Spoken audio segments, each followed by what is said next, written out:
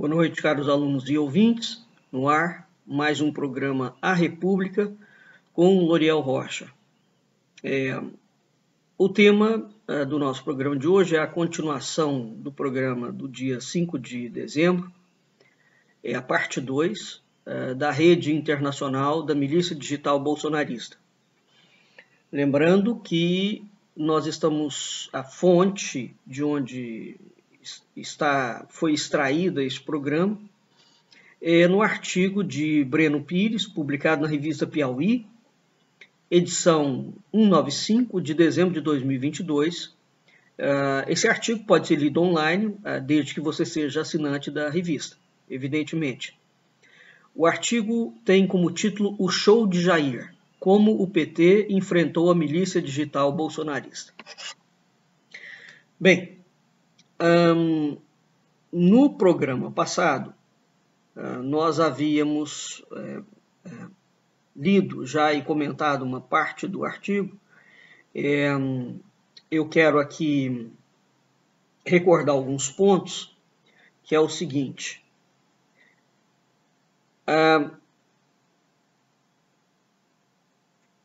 É consabido, evidentemente, que o PT tinha, durante os seus dois governos, tanto do Lula quanto da Dilma, uma rede de blogs, não é? Pagos com verbas federais, que tinham uma missão, digamos assim, né, uma função de, evidentemente, propagar aquele pensamento de esquerda. Entretanto, isso era uma função específica do Brasil, tá? Era uma função para manter o projeto político de poder do PT. Porque quando o Lula foi eleito, o Zé Dirceu falou de uma forma muito clara que o projeto deles, eles precisariam de 20 anos no poder, né? E eles fizeram um projeto nesse sentido. Acontece que, conforme eu já falei várias vezes, e essa é a opinião que eu tenho pessoalmente, aqui não como professor de historiador, como filósofo de filosofia da história. Eu acho que o Lula destruiu a esquerda brasileira. Ele foi colocado para isso, né? A esquerda que a gente tem dentro do Brasil, ela é uma esquerda de doce de leite. Ela é uma esquerda, na verdade, que não defende pautas de esquerda. O Lula, a esquerda brasileira sempre foi liberal, né? E o Lula trouxe o liberalismo para dentro da esquerda de uma forma muito contundente. Fernando Henrique já tinha inaugurado isso. E o liberalismo é exatamente aquela versão da esquerda que está associada ao capital transnacional. Ponto. Né? Então é preciso entender esse contexto. O Lula foi projetado pelo Golbery para ser um indivíduo de esquerda, teoricamente, que controlasse os partidos de esquerda que facilitassem a vida para o projeto dos militares. Esse é o ponto passivo que eu tenho falado e ninguém fala sobre essa característica e essa trajetória do Lula, evidentemente. Mas aqui eu quero, então, voltando à questão. O PT, portanto, tinha uma rede de mídia muito incipiente, na verdade, mas era uma rede localizada. O que o diferencia do bolsonarismo?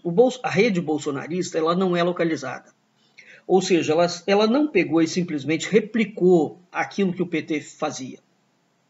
Porque já foi descoberto, evidentemente, a própria CPI das fake news mostrou isso ao vivo. A Joyce Hasselmann, que depois não foi eleita deputada federal, a Joyce Hasselmann mostrou ao vivo o que estava acontecendo dentro das mídias digitais tocadas pelo Palácio do Planalto, né? E ninguém há de pensar que aquele filho oligofrênico do Bolsonaro é o grande gênio das mídias digitais. O que ficou exposto desde antes do governo assumir é um sistema tão complexo que ele só pode ter vindo via estrutura militar. O Pierre Leiner, por exemplo, que é o antropólogo, e outros indivíduos têm falado isso claramente, não é? Quer dizer, a estrutura de mídia por trás, ela é tecida dentro do Exército Nacional, do Seconsex, é o departamento Seconsex, tá? Que é o, digamos, o Departamento de Imprensa e Propaganda e Marketing do Exército Brasileiro. E eu também já falei daquele empresário baiano no ramo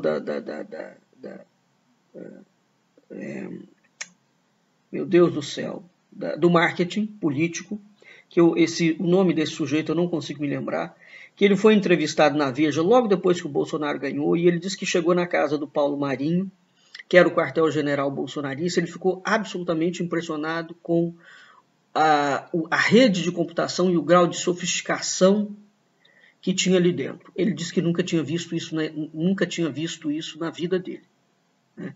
Então, evidentemente que o que está por trás do Bolsonaro é uma coisa bem diferente. Bom, então aqui nós já temos uma diferença. A milícia digital bolsonarista, de fato, é uma milícia. Ela não está empenhada somente em ficar 20 anos no poder, como era o PT, né? Ela tem um projeto de poder, como tinha o PT, mas este projeto de poder não tem relação com o projeto de poder do PT. É uma coisa à parte, e esta milícia está conectada a uma estrutura internacional, ponto, né? Cuja atuação no mundo inteiro segue exatamente o mesmo parâmetro, né? Que é o parâmetro de parasitar as instituições democráticas por dentro e destruir as estruturas democráticas. Eu estou aqui passando panos para a manga para o projeto de poder do PT, né? Eu fiz avaliações extremamente densas do governo da esquerda e daquele comunismo tacanha, né? Demodê e perigoso, né? E dos projetos da esquerda que não tem mais razão de ser você ficar copiando um modelo do século XIX. O mundo evoluiu, né? Quer dizer, existe uma pobreza imensa dentro do planeta e existe uma concentração de renda igualmente imensa. Então, qualquer política do século XXI, seja à direita ou à esquerda, não pode continuar aprofundando esses dois extremos. Quer dizer, você não pode ficar trabalhando só para meia dúzia de gente arquitrilionária, ficar cada vez mais arquitrilionária, né? Gerando uma população de escravos e de subdesenvolvidos. É essa matemática que não dá, né? Independentemente do espectro de direita ou de esquerda, né? Tampouco se pode falar em continuar destruindo o planeta para produzir absolutamente nada. Para a gente ter uma ideia, eu vou falar em termos de destruição. Só na área de produção de agronegócio, o alimento que chega à nossa mesa, por volta de 70%, e eu estou sendo generoso aqui, dos alimentos que chegam, se você pegar a cadeia produtiva como um todo, o alimento que é produzido, do momento em que ele é tirado da terra até ele chegar na prateleira do supermercado, 70% da produção é perdida, no sentido de jogada fora, né? Por vários esquemas. Esquema de logística, esquema de armazenamento, esquema do que for. A gente hoje em dia tem pesquisas e tem soluções tecnológicas suficientemente poderosas para evitar esse desperdício, não é? Isso não se trata de desperdício mais. Nós estamos diante de um abuso econômico, de um abuso político, de um crime. Você não pode falar que 70% da produção de um país perde, né? Isso não pode ser tido como normal. E não se trata só de gente, porque tem gente passando fome. Não é isso, não. É falta de política mesmo, pública, né? Bem, então, voltando aqui, quando os autores desse trabalho foram apresentar ao PT como é que funcionava esse ecossistema de desinformação, então, além dele fazer parte de uma estrutura internacional, esse ecossistema é um ecossistema de desinformação. Isso foi uma coisa que eu frisei bastante na aula anterior. E, igualmente, frisei que ele tem o objetivo de produzir distopia, né? Então, somente esses 3 dados aqui. conexão internacional de desestabilização dos países, esquema de desinformação e produção de distopia, ou seja, de produzir uma deficiência mental, né? Enlouquecimento da população. Porque uma coisa é você tomar o poder, outra coisa é você, para tomar o poder, você enlouquecer a população. Porque o que você vai fazer com aquele rescaldo de gente que ficou demenciada? É um problema de saúde pública, né? Tomar o poder, a história da humanidade está cheia de golpes de Estado, de revoluções. Agora, para tomar o poder e você produzir uma massa de bestializado e de desinformação para eles acreditarem numa realidade paralela, não, isso é um fenômeno recente que entrou e foi trazido para o espectro das mídias sociais. E não, o PT nunca fez isso. Tá? O PT nunca fez isso. É preciso criticar as coisas e analisar as coisas como elas são. Então, há algumas analogias que nós podemos fazer entre o PT e o bolsonarismo, e há outras analogias que não fazem o menor sentido. Então, o bolsonarismo, em números e rendas, é uma coisa infinitas vezes pior do que o projeto PT. Vamos dizer que o argumento que os bolsonaristas rastaqueras usam, o Lula é ladrão. Não ficou provado até hoje que o Lula pessoalmente enriqueceu. Não é? Embora o judiciário brasileiro seja comprável e a gente nunca sabe de fato o que é certo. O que ficou certo é que o Sérgio Moro mentiu no processo dele. E isso dificulta muito, né, qualquer análise que vá se fazer. Mas vamos considerar que o Lula seja ladrão. Pois muito bem. O Bolsonaro também é ladrão. Vamos ver o que é a situação complicada aqui. O Bolsonaro é miliciano. Miliciano, trocando em miúdos, é quem está atrelado a esquema de assassinato. Não é? Milícias fazem limpeza de gente, sobre o argumento de que eles estão cuidando de comunidade. Então, sobretudo as milícias do Rio de Janeiro, que é o reduto do Jair Bolsonaro, elas são esquadrões de morte. E não mata só bandido, não. Isso é mentira, tá? Elas são responsáveis pelo maior esquema de invasão de terras urbanas do mundo. Haja visto que o Rio de Janeiro virou, porque essa gente se torna construtor, digamos assim, de favelas. Então, o aumento da favelização brasileira, sobretudo nos grandes centros, nós devemos às milícias, que são formadas por gente das Forças Armadas, por policiais, por gente dentro do Legislativo e do Judiciário, e por empresários corruptos. Isso é o que compõe a milícia. Tem relatório de milícias no Rio de Janeiro. Essas coisas, esses dados todos são públicos, tá certo? E a milícia mexe com o tráfico de drogas. Então, no rescaldo, independentemente do que a gente quiser dizer no sentido negativo em relação ao Lula, a ficha corrida do Bolsonaro é infinitas vezes pior. Não tem comparação. Tá? E é esse homem e o esquema dele que chegou ao poder. E aqui, voltando a um programa que eu já fiz, de onde surgiram as milícias que hoje estão ocupando o poder. Elas surgiram do sistema de arapongagem da ditadura militar. Também já há trabalho sobre isso. Uma coisa eram pequenas favelas que existiam, sempre existiu, por conta do processo catastrófico da abolição da escravatura. Pronto. Outra coisa são as milícias como áreas controladas, né? Então, hoje não existe diferença entre o que o miliciano faz e o que o traficante faz. A única diferença é que o traficante é tido como um bandido que você reconhece a ação de bandidagem. O miliciano não. Mas ele é tão bandido quanto, e pior. Porque ele utiliza de estrutura do Estado para cometer crimes. Né? Bem, então nós estamos diante de um projeto dentro do Brasil de entrar por dentro da estrutura e desmontar o Estado. Mas veja, eu venho fazendo programas, eu já perdi a conta da quantidade de programas.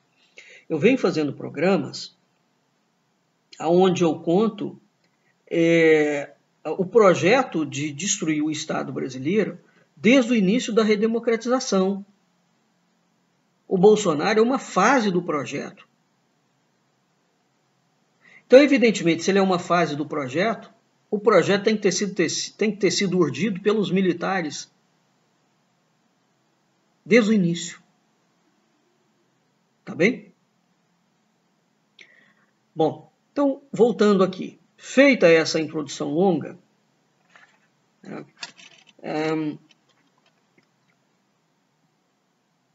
vamos aqui entender o seguinte.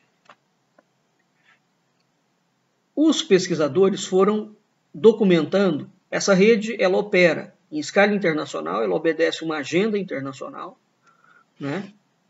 Ela tem um modus operandi absolutamente similar, ressalvando as características que têm que ser adequadas aos seus locais, né? Ela opera em dois planos. Você tem uma central de promoção de desinformação e você tem uma série de perfis nas redes sociais que vão disseminar aquela informação que sai da central. O que a pesquisa descobriu? Esse ecossistema. A pesquisa mostrou o funcionamento de um ecossistema de desinformação que reunia 81 perfis nas redes sociais. 81 perfis. Então você tem uma central, aí você tem 81 perfis nas redes sociais, entre eles todos os filhos do Bolsonaro, uma série de parlamentares, entre eles Carla Zambelli, Beatriz Kisses, Ricardo Salles, né? Luiz Felipe de Orleans e Bragança. O Ricardo Salles ganhou uma cadeira agora, né? Ora, o levantamento do PT mostrou que a milícia não atuou de forma espontânea. Isso não é uma ação espontânea de gente, né? Mas sim, ela atua de uma forma coordenada, com o objetivo de produzir e espalhar desinformação para influenciar o resultado da eleição de 2022. Um dos financiadores do Brasil Paralelo também está dentro dessa milícia digital. Tá claro? Bem, agora lendo aqui. As múltiplas decisões judiciais que mandam remover desinformação atestam que há um comportamento reiterado e padronizado entre os atores do ecossistema. Como afirmou Fernanda Sarquisa Piauí, é uma das pesquisadoras que fez a sua tese em Portugal. Isso mostra como eles ocupam espaço público, em especial no debate político eleitoral, com uma estratégia coordenada, com o objetivo de validar como verdade um conjunto de mentiras.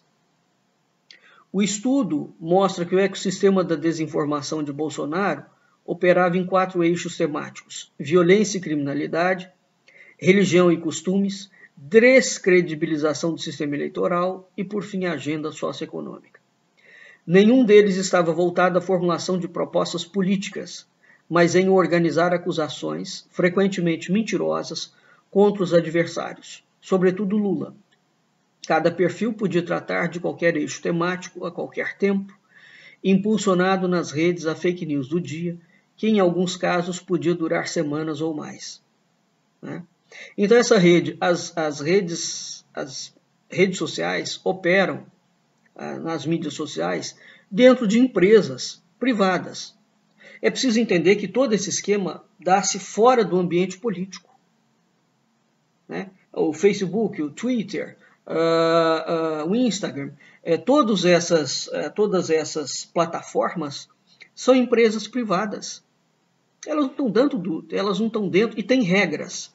Então, evidentemente, quando você viola a regra da empresa, a empresa tem o direito, sim, de te cortar dela. Pronto. Mas é preciso entender que o PT, desculpe, não é o PT. Todo o esquema que existia antes das mídias sociais, eles operavam para promover uma alteração política e usavam os eixos do Estado. O que ficou claro agora é que você não precisa, em grande medida, dos eixos do Estado, né, para promover revolução.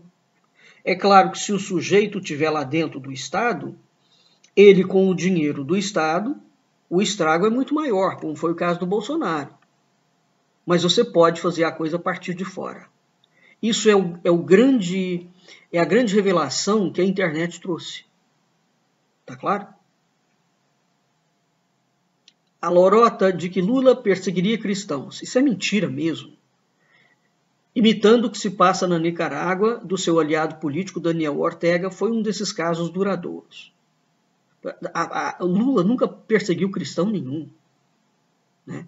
Isso é uma mentira horrorosa. Agora, o Daniel Ortega faz isso? Faz. O Fidel Castro matava padre e dizia assim, outro também. Né? Mas o PT aqui dentro do Brasil nunca fez uma coisa dessa. Quer dizer, tem limite a bandalha e a mentira. Entre julho e dezembro, 42 perfis da rede de interação de Carlos Bolsonaro publicaram 238 conteúdos sobre o assunto. Foi num crescendo. Veja o cálculo matemático. 5 de julho, 76 de agosto, 5 em julho, 76 em agosto, 162 em setembro. Eduardo Bolsonaro entrou na roda em 12 de julho, de início com insinuações indiretas. Em 19 de agosto subiu o tom. Lula e o PT apoiam invasões de igreja e perseguição de cristãos. Como o assunto crescia, Jair Bolsonaro apareceu na entrevista que deu ao Jornal Nacional em 22 de agosto, com uma palavra escrita à caneta na palma da mão. Nicarágua. Era uma senha para impulsionar o assunto. Então veja que nós estamos falando de um esquema extremamente mafioso. Isso é um cartel, isso é máfia, isso não é uma brincadeira, tá certo? E ninguém pode utilizar esse esquema de máfia e de crime organizado e de sociedade secreta para tomar um país. Isso não está certo. Não é possível apoiar uma coisa dessa. Um dos melhores exemplos da atuação da milícia digital bolsonarista partiu do eixo violência e criminalidade. Então são 4 eixos.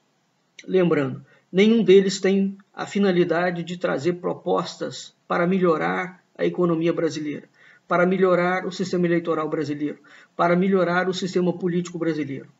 Então essa milícia digital tem que fim. Senão eles ocupam o governo, mas eles não têm proposta para criar um novo governo. Então, para que eles estão ali? Tá claro?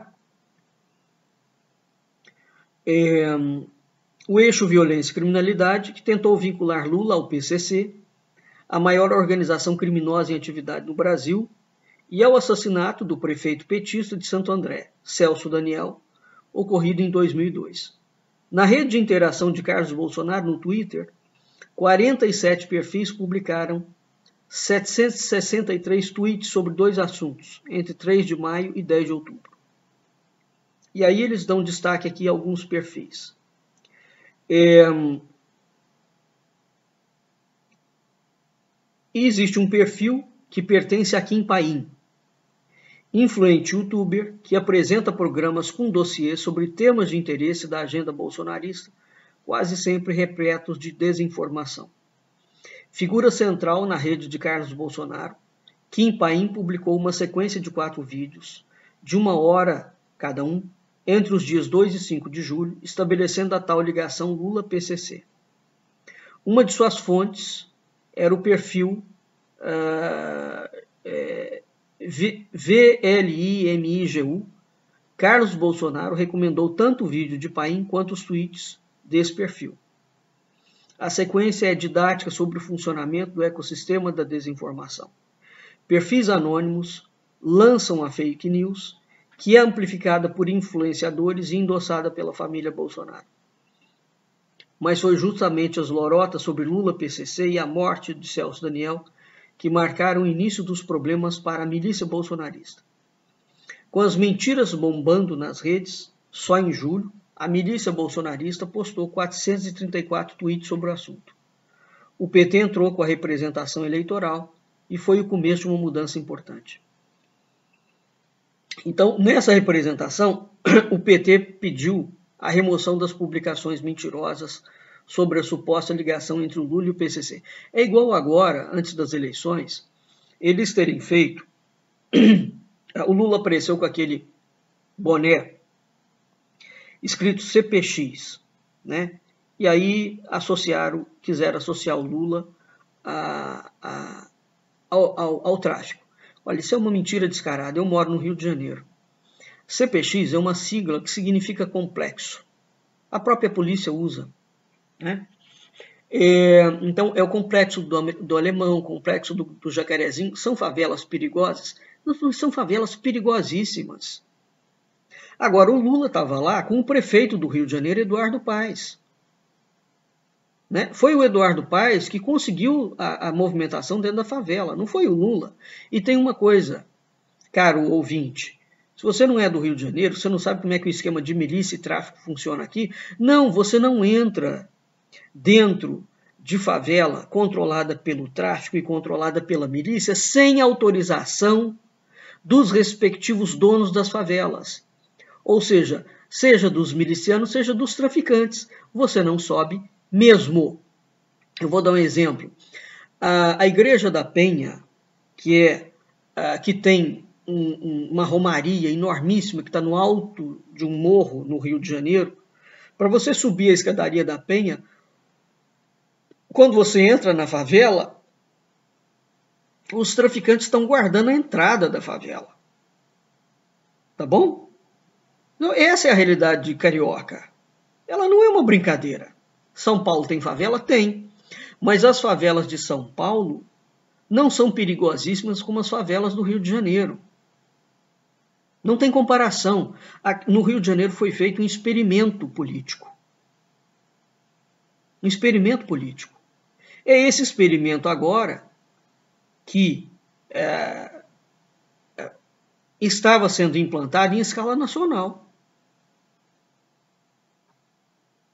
Né? Então, ninguém entra em favela no Rio de Janeiro sem autorização dos donos bandidos das favelas. E CPX não significa que você está do lado do tráfico. Pelo contrário, CPX é uma sigla que significa complexo, que é uma sigla que consta, inclusive, nos documentos oficiais do próprio governo do Estado do Rio de Janeiro. É uma sigla oficial do Estado do Rio de Janeiro. Continuando. Então, quer acusar o Lula? Vai acusar do que seja verdadeiro. Né? O partido pediu a remoção dessas publicações. Evidentemente que o Alexandre de Moraes acatou o pedido e removeu as mentiras. O Alexandre de Moraes, ele já ultrapassou o limite da atuação juristocrática há muito tempo. Não foi só ele, não. O STF inteiro. Né? Agora, ele vem tomando decisões corretas em alguns pontos. Né? Naquela condição ali, como ministro do TSE, ele estava responsável por isso. E se eles tivessem feito o papel, desde todo sempre, de agir corretamente, quando tem que agir, quando a justiça tem que agir, o Brasil não teria chegado ao ponto que chegou. Né? Então, sim, ele suspendeu naquela condição. Né? Ele aceitou um critério proposto pelo PT, critério jurídico, derrubar conteúdos que já tivessem sido apontados como falsos ou enganosos pelas agências de checagem. Né? Então, a justiça não pode deixar esse tipo de coisa propalar. Né? Então, agora, a forma como Alexandre de Moraes se comporta dentro do judiciário, evidentemente, é absolutamente bizarra. Não é? E a forma como ele escreveu da sua decisão, e o artigo coloca isso, ele recorreu a uma retórica inflamada, criada de pontos de exclamação, tipo, liberdade de expressão não é liberdade de agressão. Liberdade de expressão não é liberdade de destruição da democracia, das instituições e da dignidade e honra alheias. Ele é um ministro. O Brasil já começa no erro chamando essa gente do Supremo de ministros. Eles são juízes. Juízes, não existe cargo de ministro, eles não são ministros de Estado. Ministro refere-se a uma coisa de Estado. Eles são juízes da Suprema Corte. Então, a aberração começa a partir do momento que você chama esses sujeitos de ministro, um juiz. Então, o juiz Moraes enamorou-se do seu pronunciamento, que esse homem é muito egocêntrico, e voltou a usá-lo em outros períodos eleitorais, né? Bem, o fato é, o Alexandre de Moraes, quando acionado, tem que agir, não é? Não vou entrar aqui no mérito, porque eu fui um dos que primeiro falou, há muitos anos atrás, sobre a juristocracia, usando este termo, e fiz vários vídeos. A juristocracia do Supremo Tribunal Federal, né? E o problema que é isso. Agora, que o STF não age dentro dos limites constitucionais. Vai lá na Constituição ver qual é a atribuição do STF. Pronto, é simples, está previsto. Tudo que não está ali e que eles estão fazendo é ilegal.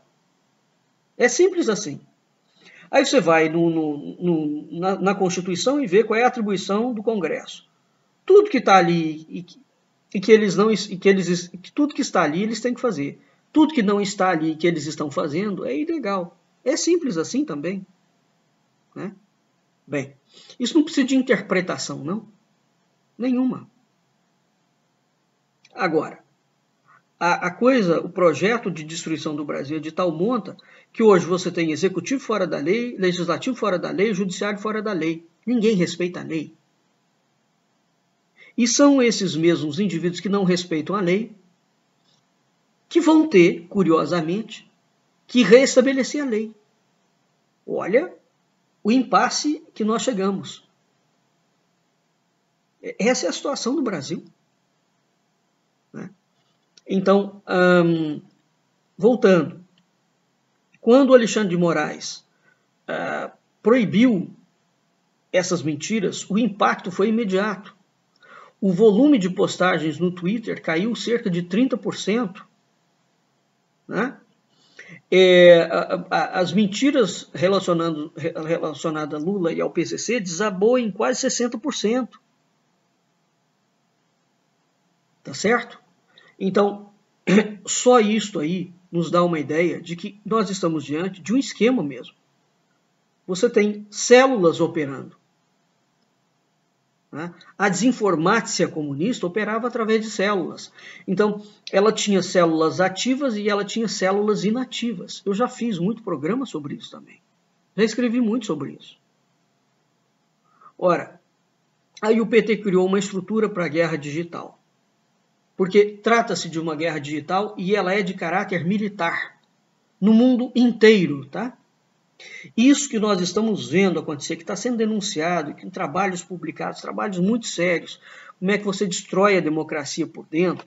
Então, uma coisa é você ter grandes empresas privadas, como o Facebook, o Instagram, o Twitter, que são plataformas. O dono, pessoalmente, do Twitter, o Elon Musk, tem declarações dele dizendo que ele faz parte, sim, da rede de bilionários empenhados em financiar e projetar golpes de Estado. O dono do Twitter falou isso.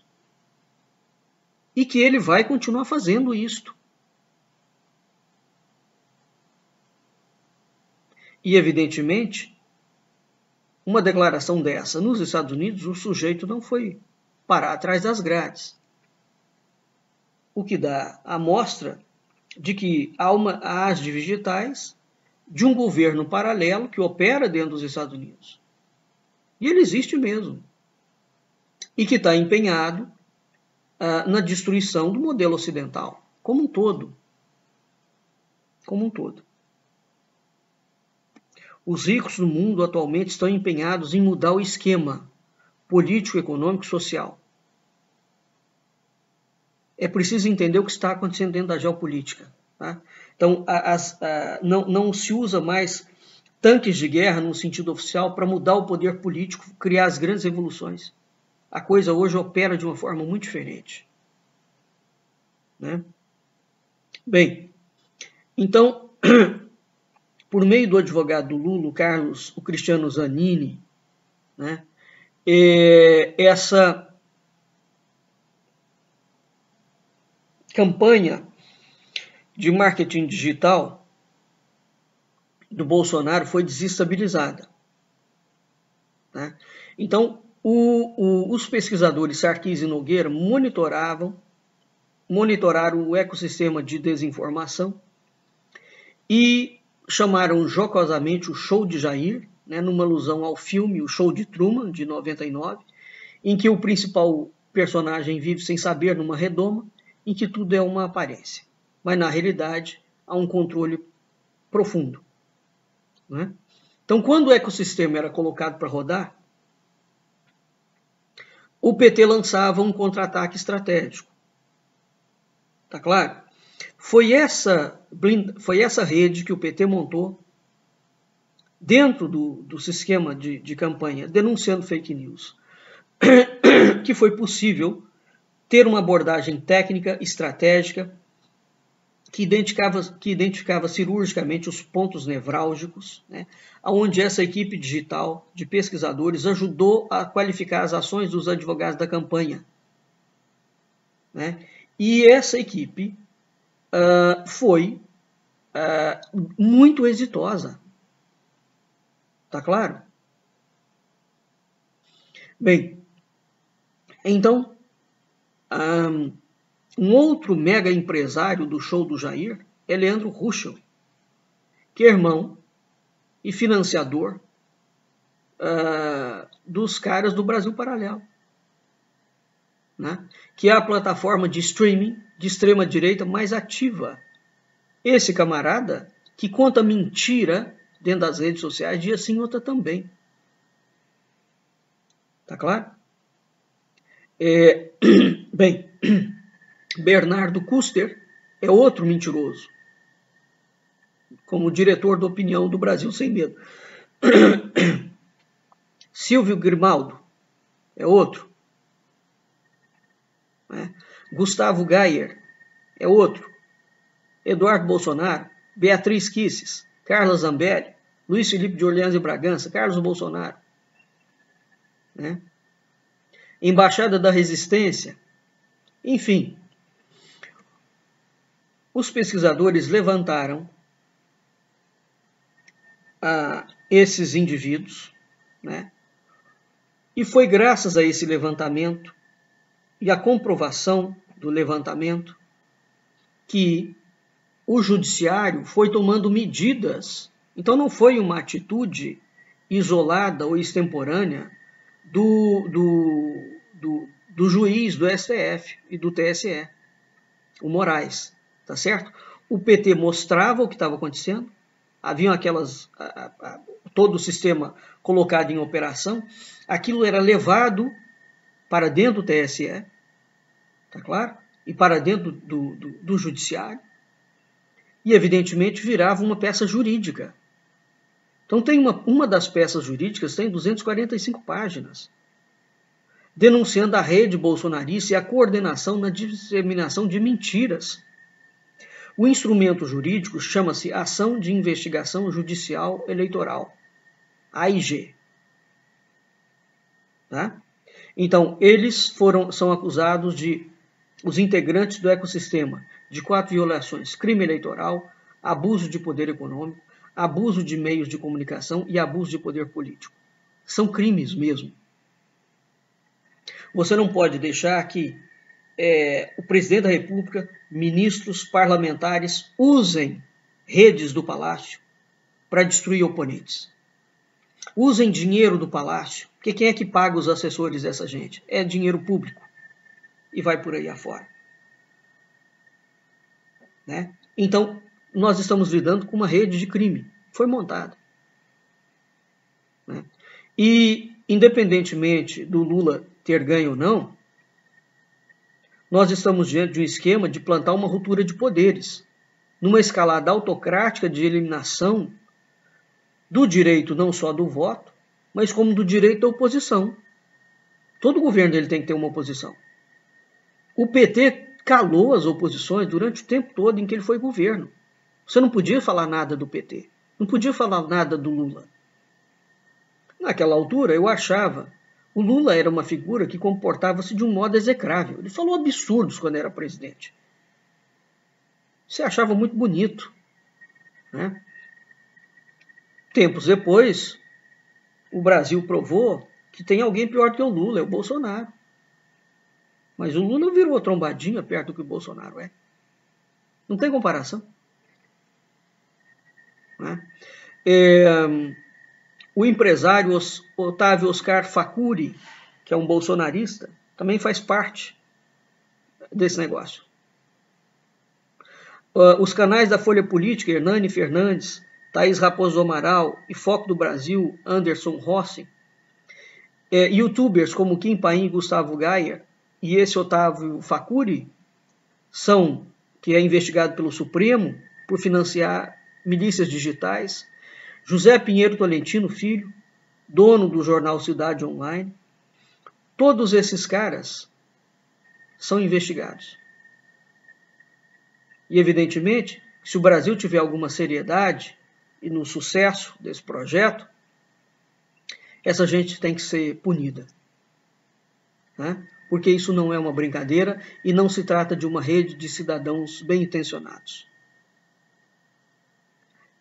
Portanto, o PT conseguiu criar uma das ações mais bem postas na questão do enfrentamento desse ecossistema massivo de desinformação. Né? Houve AIGs anteriores, no caso de Dilma e de Temer por Caixa 2 e de Bolsonaro e Mourão. Né? Agora, essas tentativas elas careciam de um conjunto robusto de evidência, porque não havia sido feito um mapeamento. Tá claro? Então, se o TSE entender que tem uma concatenação, que é um sistema interligado com financiamento oculto, com conexões internacionais, está mais do que caracterizado o uso indevido dos meios de comunicação, o abuso de poder político, o abuso de poder econômico, não é? É crime eleitoral. Abuso dos meios de comunicação. Bem, então, essa é uma rede composta por 81 perfis. Se a Justiça Eleitoral não punir esses perfis, isso é uma desmoralização completa. É mais uma para o rol do Judiciário. Mas o problema é que essa forma de fazer revolução própria do século XXI, ela é uma forma muito perigosa porque ela é praticamente invisível. Antigamente, o cara que estava fazendo revolução e golpe de Estado, ele tinha que botar a cara dele. O nobre, o rico, o pobre tinha que aparecer com armas na mão. Ele conspirava abertamente. Né? A conspiração era aberta, você via quem estava conspirando. Agora, nós estamos diante de um esquema em que você não vê quem está conspirando. Porque para você ver quem está conspirando, primeiro que você tem que dominar a tecnologia. Quem domina a tecnologia, e neste grau. Né? Neste grau. Eu, por exemplo, consigo fazer pesquisa, mas eu sou uma completa anulação em mídias sociais. Não entendo nada de como é que isso funciona. Consigo fazer um vídeo e postar no Facebook, no YouTube, no máximo. No máximo. Não sei fazer mais nada. Eu sou um ignorante digital. 99% da população deve estar nesse nível. Né? Quer dizer, essa é uma gente muito especializada que cria os códigos, o esquema, porque você tem que ter alguém que cria o esquema. Quem são essas pessoas? Como é que elas operam? Quem está bancando isso? Que custa muito dinheiro. Né? Então, tanto o STF quanto o TSE marcaram reuniões com os partidos. Todos os partidos durante as eleições representados no Congresso. Essas reuniões contavam com a presença de presidentes e vices das siglas e dos seus advogados, e o Fachin foi avisando que a desinformação, o combate à desinformação era uma prioridade. Tá claro? Ora, Então, isso é uma empreitada jurídica, né, que ganhou um aliado muito importante, o grupo Sleep Giants, que atua contra desinformação e discurso de ódio nas redes sociais. Evidentemente, você tem que ter suporte de quem entende como é que essas coisas funcionam, né? Portanto, o PT, partido, não Lula, espero que o partido continue representando como contra esse ecossistema de informação, né, de desinformação, e que efetivamente a justiça seja feita, né? Porque conforme mostrou aquela pesquisadora, aquela jornalista Patrícia Pimentel, se não me falha a memória, e esses pesquisadores Fernanda Sarkis e Marcos Nogueira, e a Joyce Hasselman torna a dizer, ela mostrou, e eu fiquei impressionado com aquilo, porque eu assisti ao vivo a rede operando, porque enquanto acontecia o negócio lá, a rede foi colocada para funcionar e estava sendo operada a partir do Palácio do Planalto. E era o Santos Cruz que era o ministro, e o Heleno. Aquilo vinha lá de dentro, né? O próprio Santos Cruz falou que existe sim aquela milícia, não é? Quer dizer, olha, essas coisas, à guisa de exemplo, se tivesse ficado comprovado dentro do parlamento o que é aquela CPI das fake news, se fosse nos Estados Unidos uma coisa daquela, o Bolsonaro tinha sofrido impeachment. Essa gente toda já estava presa. Porque o americano, independentemente das críticas que a gente possa fazer, eles prezam ainda, você pode falar em fachada, entre aspas que é em fachada, eles prezam o sistema constitucional deles. Você não pode fazer certas bandalhas nos Estados Unidos que eles te cortam a cabeça mesmo, né? Olha o que está acontecendo com o Trump,